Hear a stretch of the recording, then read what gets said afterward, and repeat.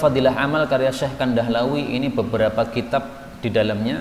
Yang kita baca sekarang adalah tentang Fadail Qur'aniyah yang saya kasih judul dengan judul baru, yaitu Mukhtasar Al-Arba'in Al-Qur'aniyah, ringkasan dari 40 hadis fadilah Quran, karena isinya memang 40 hadis Nabi sallallahu alaihi wasallam.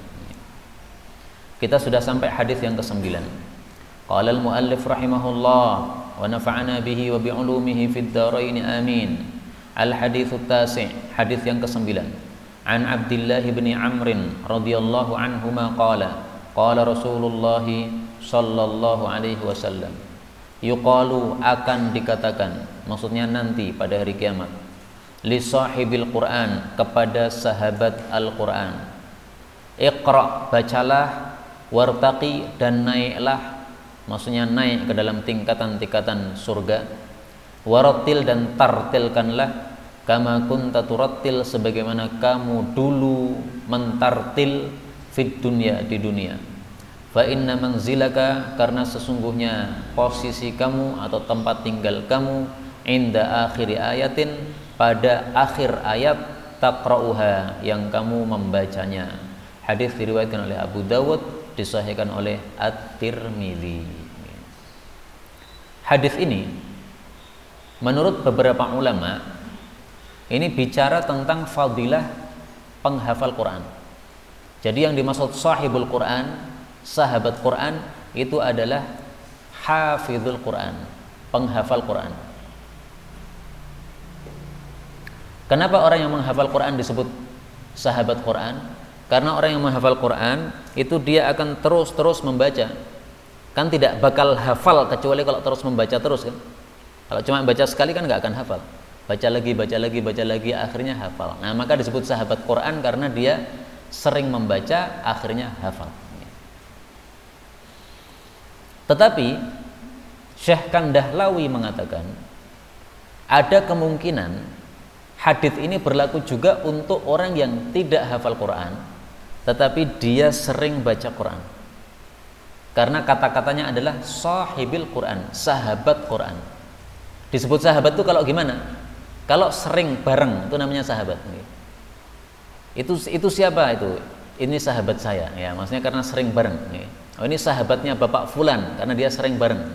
Nah, siapa yang sering pegang Quran, setiap hari baca Quran, 1 juz kah atau berapakah, nah, maka itu bisa masuk dalam sebutan sahibil Quran menurut Syekh Kandahlawi, meskipun dia bukan penghafal Quran. Ya, mudah-mudahan itu benar, karena rata-rata umat Islam juga tidak hafal Quran. Tapi kalau kita sahibul Quran alias suka baca Quran, insya Allah nanti termasuk yang dimaksud dalam hadis ini. Tapi syaratnya apa? Syaratnya adalah kama kunta turattil fid dunya. Syaratnya adalah ketika di dunia dulu kita membacanya secara tartil. Jadi hadis ini hanya berlaku untuk yang baca Quran dengan tartil. Yang tidak tartil nggak dapat. Karena jelas-jelas di sini Rasulullah mengatakan bahwa bahwasanya orang itu akan dikatakan rattil. Sekarang kamu masuk surga, tartilkan Quran sebagaimana kamu dulu mentartilkan di dunia. Berarti yang di dunia tidak mentartilkan Quran nggak termasuk. Nah, sekarang tartil itu apa? Mari saya tampilkan perkataan Ali bin Abi Thalib. Ali bin Abi Thalib mengatakan at-tartil tajwidul huruf wa ma'rifatul wuquf. Yang disebut tartil adalah mentajwidkan huruf-huruf Al-Quran dan juga mengetahui waqaf-waqaf Al-Quran. Jadi tartil adalah ketika kita membacanya dengan makhraj yang benar. Misalnya huruf ha, ya ha, jangan kha, salah itu. Kalau itu kho, kho, tapi kalau ha harus bersih. Bersih. Sebagian orang kan bacanya nggak bersih kan, alhamdulillah. Nah, itu nggak tartil kayak begitu, nggak bener. Maka bacaannya harus bener. Fa, di mana fa makhrajnya? Af. Nah, di situ bukan ab wajah. Itu berarti ya nggak tartil itu nggak termasuk itu. Karena itu membaca Quran tidak boleh dengan logat sendiri-sendiri. Saya orang Jawa nggak bisa F, bisanya P misalnya. F semuanya diganti P, nggak boleh. Ini Quran, ini bukan buku biasa. Kalau buku biasa panjenengan baca terserah panjenengan. Ini Quran, ini ibadah. Kalau ibadah itu harus sesuai aturan. Sudah sering saya sampaikan, ibadah tidak akan diterima kecuali dengan 2 syarat. Syarat pertama ikhlas dalam niat, syarat kedua mutaba'ah, yaitu mengikuti aturan. Ibadahnya mengikuti aturan. Nah, Quran ini kalau dibaca semau gue, ini tidak mengikuti aturan. Itu yang dimaksud tajwidul huruf. Kemudian ma'rifatul wuquf, wakafnya juga harus ngerti. Nah, orang itu kalau tidak paham apa yang dibaca, itu seringkali wakafnya seenaknya sendiri. Misalnya, saya pernah mendengar orang membaca begini.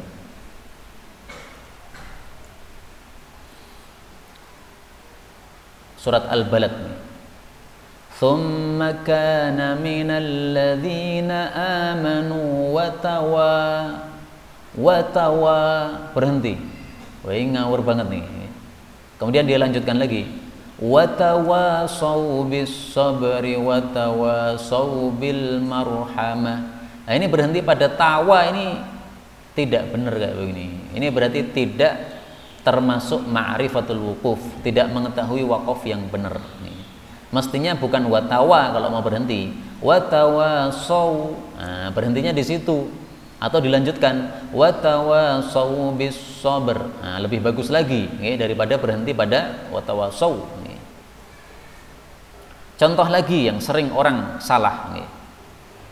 Wal asri innal insana lafi khusrin illa, salah ngeten iki. Ini bacaan model nopo niku? Kalau mboten ngerti sanate teng pundi mboten ngerti iki. Sak donya niki belum pernah nemu sanad baca Quran khusrin illa, belum ngerti iki. Kecuali sanad Jawa nggih. Sanad Jawa sing mboten ngerti sanate niku lho. Nah, yang benar adalah wal asr. Dilanjut ya enggak apa-apa nggih. Wal asri innal insana lafi khusr. Udah titik di sini.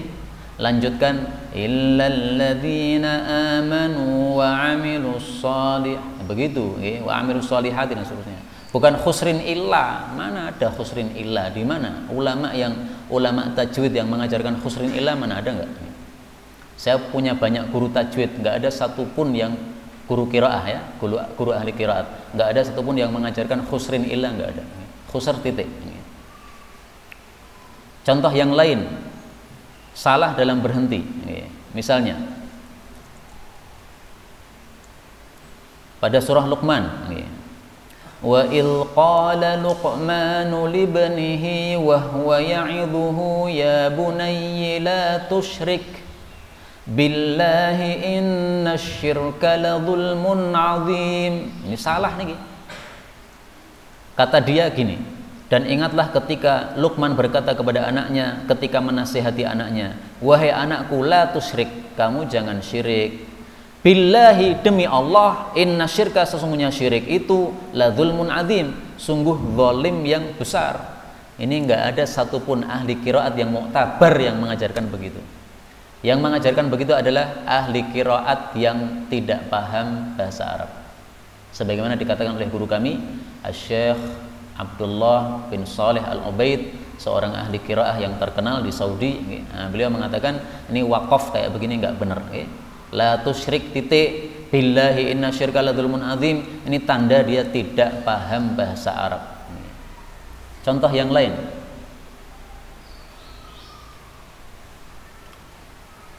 misalnya di dalam surah Yusuf saya pernah mendapatkan contohnya, itu adalah ini.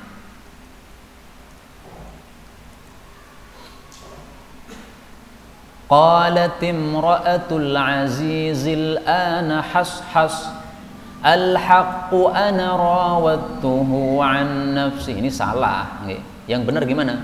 Qalat imra'atul azizil ana hashasal haqqa titik. Ana rawattuhu an nafsi.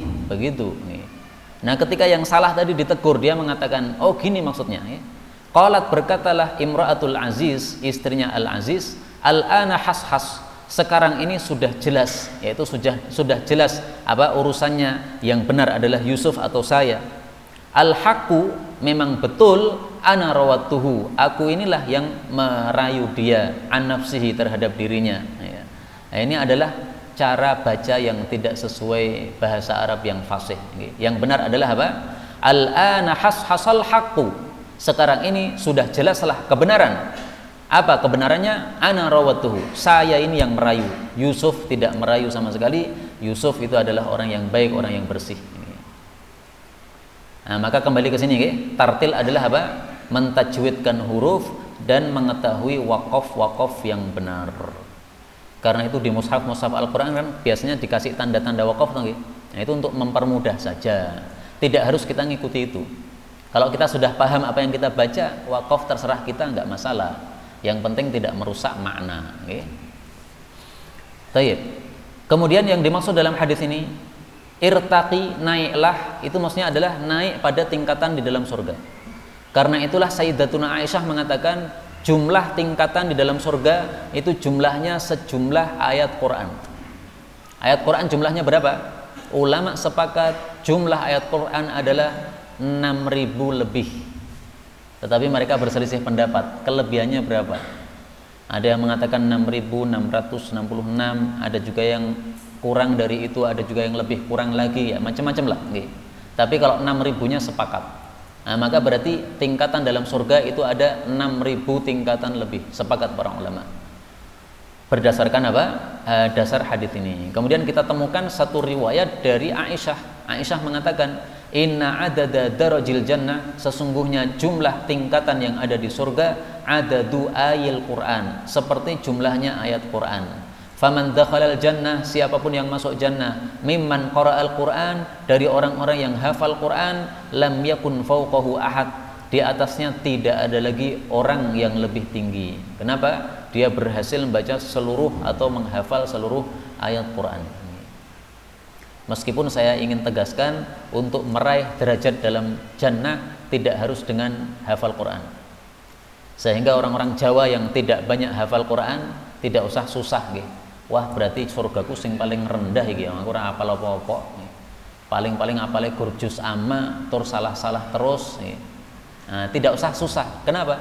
Untuk meraih surga itu mudah. Tidak susah. Akhlak yang baik, surga. Banyak selawat, surga. Banyak tahmid, surga. Banyak sholat sunnah, surga. Senopo-nopo surga. Sampai-sampai Rasul Shallallahu Alaihi Wasallam mengatakan apa? Perhatikan sabda Nabi, sangat dahsyat sekali beliau menjelaskan tentang surga. Sebentar, ini pencariannya terlalu banyak kitab, kita kurangi.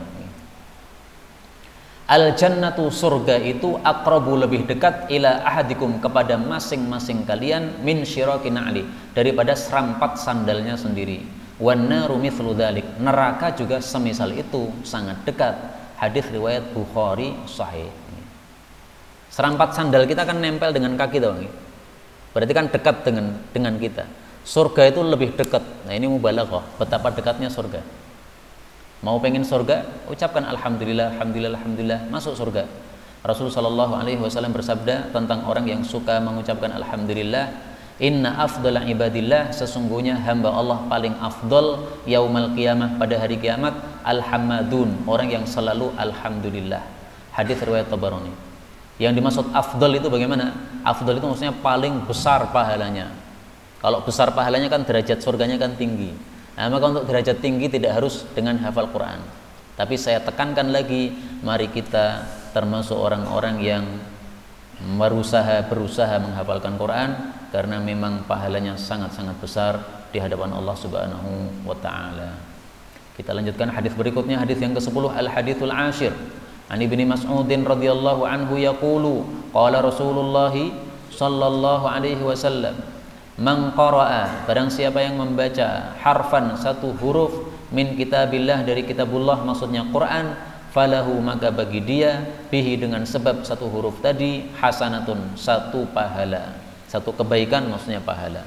Wal hasanatu, dan satu kebaikan itu, bi asyri amsalihha, 10 kali lipatnya, jadi dilipat gandakan oleh Allah. La aqulu, aku tidak mengatakan alif lam mim adalah satu huruf, walakin, akan tetapi, alifun harfun, alif itu satu huruf, lamun harfun, lam itu satu huruf lagi, mimun harfun, mim itu satu huruf lagi. Hadis riwayat Tirmidzi sahih. Hadis ini menunjukkan besarnya pahala membaca Quran. Alif lam mim sudah dapat pahala berapa? 30 pahala. Itu pun minimal loh ya. Kalau Allah melipat gandakan lebih banyak itu terserah Allah Subhanahu wa taala. Rasulullah sallallahu alaihi wasallam mengatakan dalam hadis yang lain, la aqulu alif lam mim harfun, la aqul alif lam mim harfun, saya tidak mengatakan alif lam mim itu satu huruf, walakin alifun ashrun, tapi alif itu 10, walamun ashrun, lam itu 10, wa mimun ashrun, mim itu juga 10, fatilka thalathun, maka itu totalnya 30 pahala langsung. Hadis riwayat Al-Khatib, derajatnya sahih. Nah, karena itu silahkan dihitung. Kalau membaca Quran satu halaman berapa huruf? Para ulama itu sudah ngitung, Pak. Dalam Quran itu ada berapa huruf, ada berapa kata, ada berapa kalimat, ada berapa ayat, ada berapa surat. Detail sekali para ulama. Saya sampai geleng-geleng, sempatin ngitung huruf. Ini ngentek kayak pirang waktu gitu nih. Saya nggak bisa bayangkan. Tapi itulah para ulama, Masya Allah, mereka sangat detail sekali dalam masalah Quran, sehingga Quran ini dijamin tidak bakal bisa ditambah, dikurangi, nggak bisa. Ulama sudah ngitung hurufnya. Ada orang mau nambahi satu huruf, nanti konangan. Loh, kok enek sing nambahin yang gini sopo iki? Pasti konangan. Coba orang kafir manapun juga, paling pinter suruh mengubah Quran, nggak bakal bisa. Pasti akan ketahuan. Saya ketika masih kecil mengalami satu kasus di mana ini salah satu bukti Quran tidak bisa diubah. Saya membaca ayat Quran pada surah Al-Anbiya ayat 21. Amittakhadhu alihatan minal ardi hum bunshirun. Waktu itu saya baca hum bunshirun karena di sini bukan ya, tapi titiknya cuma satu. Bunshirun. Ibu saya mendengar saya membaca itu, padahal beliau lagi sare di tempat tidur. Beliau mengatakan, salah le, salah, bacaannya salah. Saya ulangi lagi, amittakhadhu alihatan minal ardi hum bunshirun. Salah itu salah.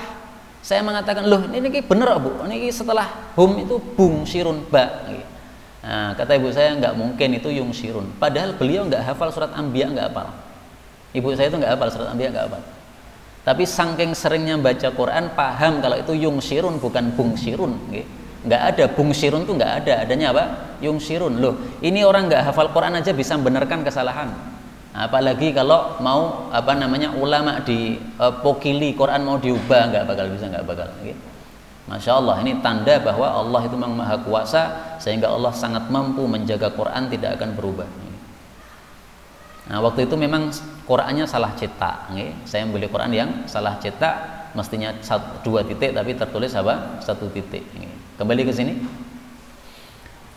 Kemudian Rasulullah Shallallahu Alaihi Wasallam di sini kenapa beliau menjelaskan bahwasanya saya tidak mengatakan alif lam mim itu satu huruf? Kan ini kan jelas 3 huruf, atau Pak? Alif lam mim kan sudah jelas 3 huruf. Ngapain Nabi mengatakan saya tidak mengatakan ini satu huruf? Nah, begini, kata-kata harfun di dalam bahasa Arab itu punya 2 makna. Makna pertama adalah huruf yang kita kenal dulu, alif, ba, ta, sa, jim itu huruf. Makna yang kedua, harfun artinya kata. Misalnya akala, nah itu adalah satu kata, harfun. Nah, maka di sini ketika Nabi mengatakan barang siapa yang membaca satu harfun dari Al-Quran, dia dapat 1 pahala. Ini kan orang bisa bingung kan, yang dimaksud Nabi ini satu harfun apa ini? Satu huruf yang betul-betul satu huruf atau satu kata? Nah, supaya orang nggak salah paham, Rasulullah jelaskan. Saya jelaskan ya, alif lam mim itu bukan satu harfun. Memang itu satu kata, betul, tetapi itu bukan satu harfun. Yang benar adalah alif 1 harfun, lam 1 harfun, mim 1 harfun. Demikian juga Bismillahirrahmanirrahim, itu bukan 4 kata. Bismi 1, Allahi 2, Ar-Rahman 3, Ar-Rahim 4. Ini berarti bukan 4 huruf, bukan. Memang 4 kata betul nggih. Bismi itu 1 kata, Allah itu 1 kata lagi, Ar-Rahman 1 kata lagi, Ar-Rahim 1 kata lagi. Tapi bismi itu isinya adalah beberapa huruf.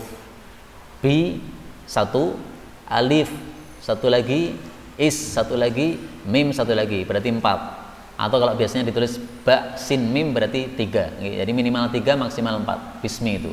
Maka ketika membaca bismillahirrahmanirrahim, baru bismi aja udah dapat 40 pahala. Baru bismi nih Pak, pahalanya sudah berapa? 30 atau 40. Nah terus kalau kita membaca 1 halaman Quran berapa? Karena itu sungguh aneh orang yang tidak mau baca Quran padahal dia bisa baca Quran. Itu berarti orang tidak mensyukuri nikmat Allah dan tidak tahu pahala besar dalam Quran. Setiap hari membuka HP, WA diwoco kabeh, berita-berita ranggenah pun diwoco. Pengeboman ngapusi diwoco, supaya berita kabeh diwoco, tapi Quran yang jelas benarnya malah ora diwoco, aneh. Nah, karena itu dulu status WA saya tulisi haram baca WA sebelum baca Quran 1 juz. Maksud saya adalah kalau mau menghubungi saya, antum baca dulu 1 juz. Kalau belum baca 1 juz, jangan japri saya. Maksud saya begitu. Nah, sehingga dulu sebagian orang ketika menghubungi saya dia bilang, saya sudah 1 juz Ustaz, saya sekarang mau tanya. Nah, monggo. Nah, sekarang saya umumkan, yang belum 1 juz jangan japri saya. Siapa?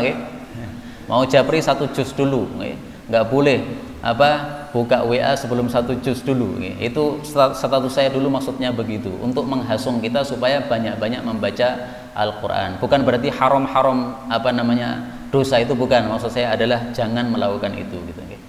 Baik, sampai di sini yang dapat saya sampaikan benarnya dari Allah, dan apabila ada salahnya fa astaghfirullahal azim li wa lakum. Subhanakallahumma rabbana bihamdika asyhadu an la ilaha illa anta astaghfiruka wa atubu ilaik. Walhamdulillahi rabbil alamin. Silahkan kalau mau meninggalkan tempat.